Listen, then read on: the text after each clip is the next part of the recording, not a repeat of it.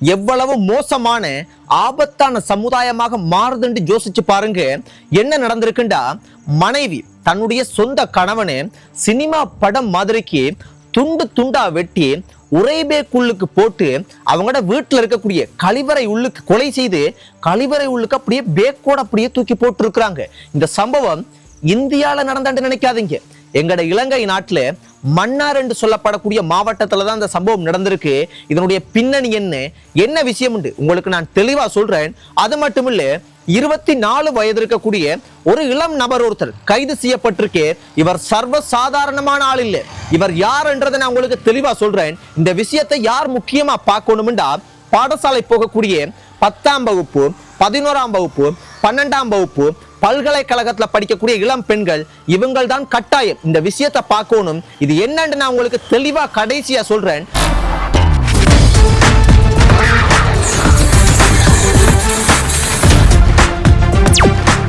மனைவி கணவனை துண்டு துண்டா வெட்டி கொலை செய்த சம்பவத்தை பார்க்கும்போது நாங்க எப்பேற்பட்ட மோசமான சமுதாயத்துல வாழ்ந்து கொண்டிருக்கிற மோசமான சமுதாயமாக உருவாகி கொண்டிருக்கின்றத யோசிக்கும் போது நடுங்குது. இது என்ன நடந்திருக்குண்டா, இலங்கை நாட்டுல மன்னார் என்று சொல்லப்படக்கூடிய மாவட்டத்துல மூர் என்று சொல்லப்படக்கூடிய ஒரு வீதியில கடந்த சனிக்கிழமை தான் இந்த சம்பவம் நடந்திருக்குது. இவங்க சில மாசமா அங்க வாடகைக்கு வீடு எடுத்து கணவன் மனைவி சந்தோஷமா மகிழ்ச்சியா அழகாதான் வாழ்ந்திருக்கிறாங்க. எல்லார குடும்பத்திலையும் வாரது போல ஏதோ ஒரு சிக்கல், ஏதோ ஒரு வாக்குவாதம், ஏதோ ஒரு பிரச்சனை இல்லாத குடும்பம் உண்டு இந்த உலகத்துல யாருமே இல்லை. அதே போல இவங்களுக்குள்ள ஒரு வாக்குவாதம் ஒன்று வந்திருக்குது. சோ என்ன வாக்குவாதம், என்ன பிரச்சனை அப்படின்றது முழுமையா தெரிய வரல. வாக்குவாதம் ஒன்று வந்திருக்கு. அந்த வாக்குவாதத்துல மனைவிக்கும் கணவனுக்கும் உச்சகட்ட வாக்குவாதம் கைகலப்பா மாறி மனைவி கணவனை கடுமையா தாக்கி கணவனை எப்படி தெரியுமா கொலை செய்திருக்காங்க. ஒரு சின்ன தவறு செய்தாலே எவ்வளவு பதறும், எவ்வளவு பயப்படுறோம். இப்ப பெண்கள் கூட பயமே இல்லாம கொலைகள் கூட செய்ய தொடங்கிட்டாங்க.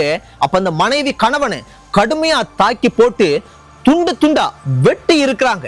கடந்த சனிக்கிழமை அந்த சம்பவம் நடந்திருக்கு. அதன் பிறகு ஞாயிற்றுக்கிழமை உரைபேக்குள்ளுக்கு அவ்வளவு அவங்கள துண்டு துண்டா வெட்டுன அந்த உடலை அந்த உரைபேக்குள்ளுக்கு அப்படியே போட்டு அவங்களோட வீட்டுல இருக்கக்கூடிய ஒரு கழிவறை கிடங்குள்ளுக்கு போட்டிருக்கிறாங்க. போட்டுட்டு இதுல முக்கியமான விஷயம் என்னென்றால், இவங்க மறைக்கிறதுக்கு முயற்சி செஞ்சிருக்கலாம் இத. ஆனா இவங்க மறைக்க முயற்சி செய்யல. மனைவி என்ன செஞ்சிருக்காங்கடா, அங்க இருக்கக்கூடிய போலீஸ் ஸ்டேஷன்ல போய் சரணடைஞ்சிட்டாங்க. அதன் பிற்பாடு இந்த போலீஸுக்கு இந்த விஷயம் தெரிய வந்து இது உண்மையா பொய்யான்றதை பாக்குறதுக்காக அவங்களோட வீட்டுக்கே போய் இந்த திங்கட்கிழமை வீட்டுக்கே போய் இது என்ன விஷயம் என்று பார்த்திருக்கிறாங்க. உண்மையாகவே அவங்களோட வீட்டுல இருக்கக்கூடிய கழிவறை கிடங்குள்ளுக்கு ஒரு உரைபேக் கொண்டு வந்திருக்கு. அந்த உரைபேக் எடுத்து பார்த்தா அந்த பேக்குள்ளுக்கு ஒரு ஆண் நபர் துண்டு துண்டா வெட்டப்பட்ட நிலையில, கொலை செய்யப்பட்ட நிலையில அந்த உரைபேக்குள்ளுக்கு இருந்திருக்கு. அப்ப அந்த உடலை வந்து பாத்தீங்கன்னா மருத்துவ பரிசோதனைக்காக வைத்தியசாலைக்கு அனுப்பி வைக்கப்பட்டிருக்கு. மனைவிய கடுமையான தீவிர விசாரணைகள் பாத்தீங்கன்னா நடந்து கொண்டிருக்குது.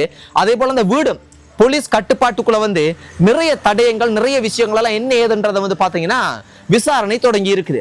அது மட்டும் இல்லாம அந்த மனைவியினுடைய அப்பா என்று சொல்லப்படக்கூடிய நபர்கிட்ட அந்த வீட்டுல இருக்கக்கூடிய முக்கியமான சில பொருட்கள் எல்லாம் வந்து ஒப்படைக்கப்பட்டிருக்குது. இப்ப இந்த மனைவியிட்ட நடந்த விசாரணையில இவ்வளவு நேரம் நான் சொன்னேன், அதுதான் விசாரணையில தெரிய வந்திருக்குது. சோ மனைவி வந்து கடுமையான வாக்குவாதம், கடுமையான ஒரு பிரச்சனையால தான் இந்த சம்பவத்தை கோபத்துல செஞ்சிருக்கிறதாக சொல்லப்படுது.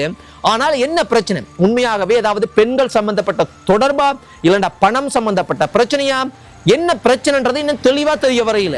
ஆனா வாக்குவாதத்துலதான் அந்த சம்பவம் நடந்திருக்குன்னு சொல்லப்படுது. ஆனா சில மக்களினுடைய விமர்சனங்கள், மக்கள் கதைக்கிறதுகள் எல்லாம் பார்க்கும்போது என்ன சில விஷயங்கள் பார்க்க கிடைச்சதுண்டா, இது கணவன் கடுமையாக மனைவியை சித்திரவதை பண்ணக்கூடிய அளவுக்கு வந்து தாக்குறது, சில விஷயங்கள் அப்படின்லாம் வந்து கதைக்கப்படுது. ஆனா மக்கள் சொல்றத ஆதாரமா எடுக்க முடியாது. விசாரணையில மனைவி என்ன சொல்றாங்க, மனைவியிட்ட இருந்து என்ன வெளியே வருதுன்றதை பொறுத்துதான் வந்து பாத்தீங்கன்னா சொல்ல முடியும். இப்ப உயிரிழந்த கணவன் உயிரோட வந்து சொல்ல போறது இல்லை. அதனால கடுமையான விசாரணைகள் போகுது. ஆனா இதுல ஒரு விஷயத்தை மட்டும் நல்ல தெளிவா புரிஞ்சு கொள்ள முடியுது சொந்தங்களே.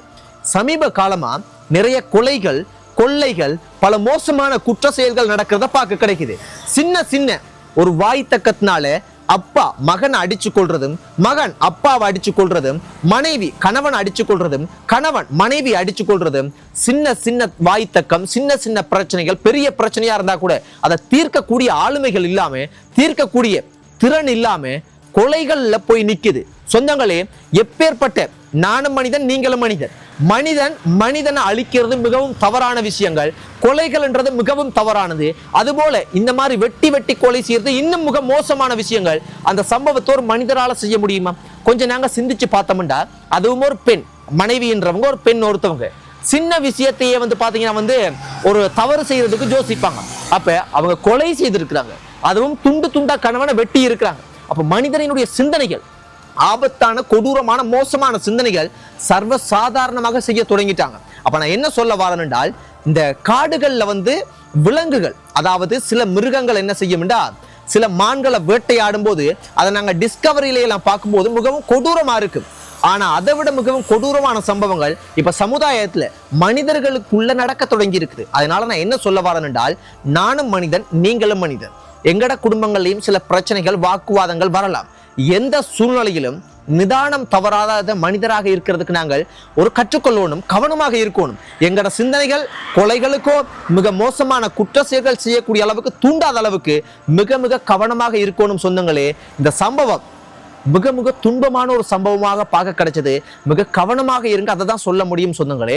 அடுத்தது 24 வயது இருக்கக்கூடிய இளைஞர் கைது செய்யப்பட்டிருக்கார். இது என்ன விஷயம் என்று பார்க்க போனா, இந்த சம்பவம் அம்பாறை மாவட்டத்துல நடந்திருந்தாலும் இது இலங்கையில திருகோணமலை, மட்டக்களப்பு, யாழ்ப்பாணம், வவுனியா, முல்லைத்தீவு, கிளிநொச்சி தமிழர்கள் வாழக்கூடிய அதிகமாக பிரதேசங்கள்லையும் இந்த சம்பவம் நடந்து கொண்டிருக்கு.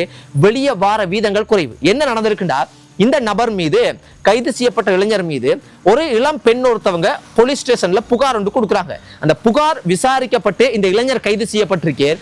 என்ன விஷயம் இந்த விசாரணையில தெரிய வந்திருக்குண்டா, இந்த கைது செய்யப்பட்ட இளைஞரினுடைய தொழில், இவர் இந்த Facebook மூலம் இளம் பெண்களை, அதாவது பாடசாலை போகக்கூடிய 10ஆம் வகுப்பு, 11ஆம் வகுப்பு, 12ஆம் வகுப்பு, பல்கலைக்கழகத்தில் படிக்கக்கூடிய இளம் பெண்கள், இன்னும் முக்கியமான இளம் பெண்களை எல்லாம் Facebook மூலம் அவதானிக்கிறது.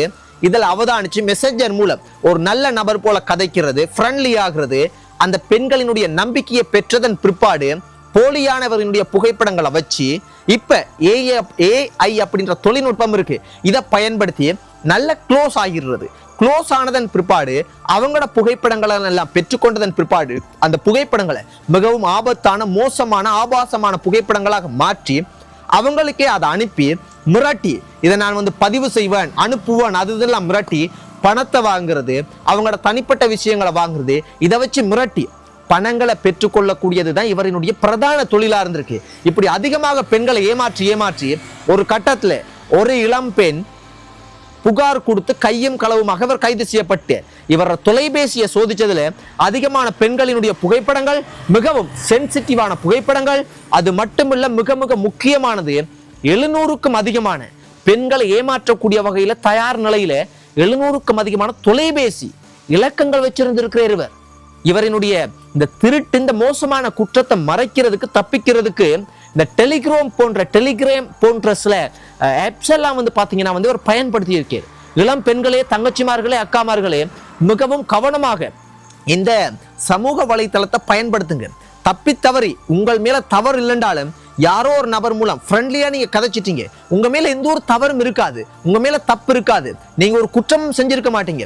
ஆனா நீங்க நல்லவர் அப்படின்றத நிரூபிக்கிறதுக்கு உங்களுக்கு முடியாம இருக்கும்போது, அந்த உங்களுக்கு சாதகமான சூழ்நிலைகள் இல்லாம இருக்கும்போது தவறான முடிவுகள் எடுக்க தோணும் உங்களுக்கு.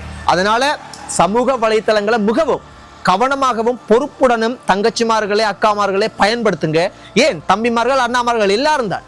அதுதான் சொல்ல முடியும். இந்த 2 சம்பவமும் சமுதாயத்துல மிக மோசமான, கட்டாயம் கதைக்க வேண்டிய விஷயமாக இருந்துச்சு சொந்தங்களே. நன்றி. மிகவும் கவனமாக இருங்க.